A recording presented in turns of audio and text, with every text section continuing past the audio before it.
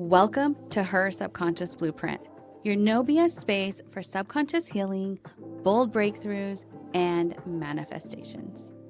I'm Jen Boyd, hypnotherapist, mindset coach, and your new healing hype girl. Today, I want to tell you a story about a girl. This girl who carried what looked like a feather. But this feather, it weighed 1,000 pounds. You'd never know it by looking at her. She moved through the world like she had it all together. She smiled, she showed up, she handled it. She always handled it. But what nobody saw was the weight she was holding. This invisible load she carried every single day and had been carrying for so long that it just became who she was. A weight so familiar, so ingrained in her body and mind that even she forgot it wasn't meant to be hers forever. She carried it all. The responsibility, the emotional labor, the fixing, the managing, the planning, the endless expectations. The pressure to perform, to be the strong one, to be the grounded one, to be the one who smiled through her own storm. She carried the grief of what she never got, the fear of letting anyone down, the guilt of wanting more, the shame of needing anything, the loneliness of always being the one holding it all. And she carried it like it was a feather. At least that's how it looked to everyone else. Nobody noticed the stomach pains that flared up every time she had to suppress her feelings. Nobody saw the late night tears, the moments she sat in her car for an extra 5 minutes just to gather herself before walking back into the chaos. Nobody knew how much effort it took just to exist some days. And why would they? She made it look so easy because she had to. She told herself if people saw her struggle, they might think she was weak. If she didn't hold it all together, who would? If she stopped smiling, if she admitted how bad it felt, everything might fall apart. And that wasn't an option, so she didn't. She was the one people leaned on, the one who figured it all out, the one who made it all work. And deep down, she was exhausted. Not just tired, not just overwhelmed, she was soul tired. She was scared. Because to let go of the weight meant unraveling everything. And unraveling felt unsafe, unfamiliar, like failure.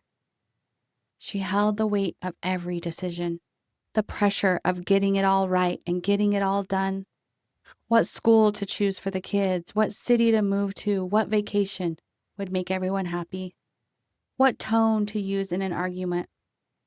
She was the one who always thought 3 steps ahead, carried the mental load of the entire household, and still smiled through it. She did it like a boss because that's what she was, until it wasn't sustainable anymore. One day, the weight that used to feel like nothing started to crush her. It became the weight of a house made of cement that sat on her chest every single morning. It followed her everywhere, into work, her relationships, her motherhood, her friendships. And still, no one saw it because she still smiled. She still said, "I'm fine." Still held space for everyone but herself. And let me let you in on a little secret. The truth, that girl was me. And maybe it's you too. I know I'm not the only one who carries 1,000-pound feather while pretending it was nothing. And I know I'm not the only one who got so good at hiding it that not even the people closest to me had any idea I was breaking, silently suffering, alone. There was a time in my life where I genuinely believed my role was to make everything okay for everyone else. I didn't feel safe needing anything, wanting more. I didn't feel safe being seen in my struggles. I didn't even have the space to explore what that might even look like. My nervous system was wired to prioritize others before myself. My default was always, I've got this. Don't worry about me, even when I was falling apart and breaking. It also meant facing the weight of responsibility I had put on myself for so long. Because when you are the one making all the choices, the pressure becomes unbearable. No one talks about this part. What if I make the wrong choice for my family? What if I choose the wrong job, the wrong move, the wrong school, the wrong path? And what if it goes all wrong? There's no one to blame but me.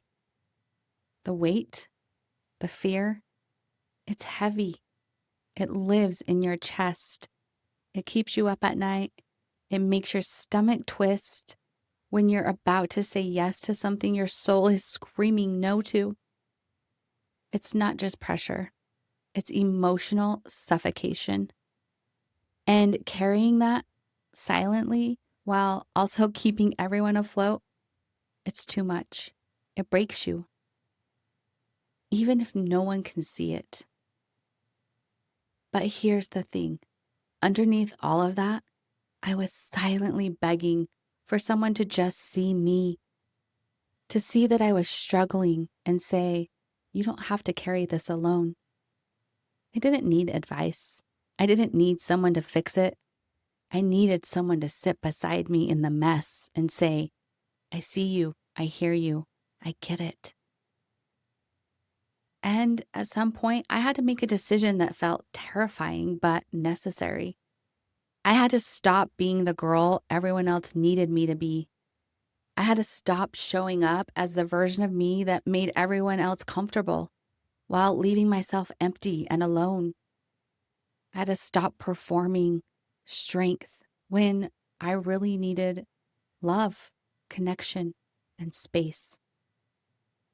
And I'll be honest, I didn't even know who I really was underneath that identity.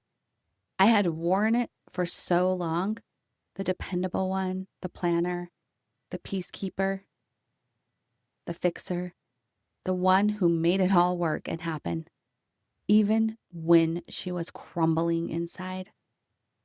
But the turning point came when I realized something really painful. I had spent so long fulfilling everyone else's cup that I didn't even know mine was bone dry. I was giving and pouring and supporting and solving, and no one had noticed. Not even me. No one had noticed I was parched because I never let it show. Because I told myself I was fine. Because I made it my job to take care of everyone else. And forgot that I was also someone who needed to be cared for too. It wasn't the people were intentionally taking from me. It was that I trained them not to worry about me. I made it so easy to forget that I was human too. And when you're the strong one, the one who's always okay, the one who handles things, people don't check on you. Not because they don't care, but because you've convinced them that you don't need it. You've built a whole identity around being good and being okay, being fine, around not needing help, around being the one they come to. And that is a lonely place to live. I wanted someone who wouldn't turn it into a story about them, or wouldn't ask me to tone it down, or wouldn't get defensive or shut down, or get overwhelmed. Someone who could just witness me and see me fully, without flinching, without fixing, just with presence and space. Because the truth is, I didn't carry the weight because I wanted to. I carried it because I was trained to. My nervous system learned early on that overfunctioning equaled love, that being strong equaled safety, that being selfless equaled worth. And if I didn't do everything myself, I would have let others down. Struggle wasn't an addiction, it was my identity. Like I mentioned in episode 8, we're not addicted to struggle. We're attached to what's familiar. And for me, struggle was the only thing that ever felt familiar. So I kept holding the weight. I told myself all the stories. If I don't do it, no one will. If I fall apart, everything will fall apart. If I need too much, I'll be too much. It's not that bad, just keep going. So I did. I showed up. I over-delivered. I smiled when I wanted to scream, and I poured into others when I was running on fumes. I gave and I gave and I gave. And the world clapped. They said, "You're amazing. How do you do it all?" And I just smiled and said thank you. While inside, I was breaking with nothing more left inside. And here's the part that's hard to admit. The very thing that helped me survive, that made me strong, that made me capable, was also the thing that kept me stuck. It was the thing that broke me. Because we can't heal inside when we still play the role we created to survive. We can't become free while still playing the character that made us lovable in the eyes of others. We have to break the character. We have to let it all fall apart to rebuild. We have to say to ourselves, I love you, but you don't have to keep doing this.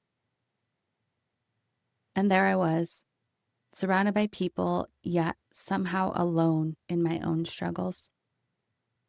No one asked how I was doing because I always seemed okay. No one offered to carry anything because I carried it so well. No one offered comfort because I never let them see the pain. And I don't blame anyone. But over time, that kind of invisibility wears on you. It chips away at your soul, your sense of worth. And it makes you question if anyone sees the real you at all, or if they even know the real you. Or do they just know the version of you that makes their life easier, the version that you showed them? And when I finally started letting go of the weight, it felt like betrayal, like failure, like shame, like I was abandoning everyone. But what I was really doing, I was upgrading. I was choosing me. I stopped abandoning myself for once. I was choosing the version of me that no longer needed to prove her worth by carrying what wasn't mine. I started noticing when I said, I'm fine, and I actually wasn't. I started letting myself cry in front of people, not just behind closed doors. I started telling the truth to myself and to others, even when it made others uncomfortable. I stopped rescuing others as a way to avoid rescuing myself. I stopped smiling when I needed to scream. I started letting go of the old version of me, the one that I had outgrown years ago. Letting go wasn't graceful. It was messy. It came with tears, with resistance, with that familiar voice in my head saying, you're letting people down. But I had to learn that letting others down is sometimes the only way to stop letting yourself down. So I dropped the weight. Not because I didn't love people, but because I finally loved me enough to say, not anymore. I deserve better. I deserve more. And in doing so, I picked up the feather again. But this time, the real feather. The one that was light. The one that was mine. The one that felt like softness and peace and truth. And yes, it came with grief. It came with confusion, with moments of loneliness, sadness, loss. but it also came with a kind of freedom I have never known before. And part of that journey, it meant letting go of relationships that could no longer grow with me. It meant releasing roles that no longer served me. It meant grieving the girl who got loved by performance and choosing the woman who gets to be held to. It means standing in front of the mirror and saying, I'm not her anymore. I honor her. I love her, but I'm not going back to her. Even if that means losing what felt safe and familiar. It meant giving my inner child what she never got. Permission to be soft, to ask for help, to be messy, to be fully human and authentically me. I became the one who finally said to herself, I got you now, and I'm not going anywhere. And I meant it. And the moment I said that, something inside of me exhaled for the first time in years, maybe even decades. I had to learn how to fill my own cup first, and not just with bubble baths or journaling prompts, but with boundaries, with complete honesty, with saying no, with letting myself disappoint people, with asking myself who actually pours into me. And when I looked around, the room felt quiet because I had surrounded myself with people I served, not people who served me back. And I also started doing something that scared me. I started choosing different rooms, rooms where I didn't have to perform, rooms where I was allowed to be messy, rooms where people noticed if it was quiet, rooms where love didn't come with a cost. And let me tell you, that shift, that change in who I surrounded myself with was everything. It didn't mean cutting everyone off. It meant getting real about who could walk with me at this level of my healing. It meant being okay with letting go of relationships that once felt safe, but now felt like chains. Because here's the truth. Sometimes in order to grow, you have to lose the thing and the people that once made you feel secure. The relationships, the patterns, the identities that once protected you, but are now keeping you stuck and small. Sometimes what feels familiar isn't love. It's just what your nervous system recognizes. But you're not here to live a familiar life. You're here to live a free one. And that means letting go of the guilt that I felt for choosing myself.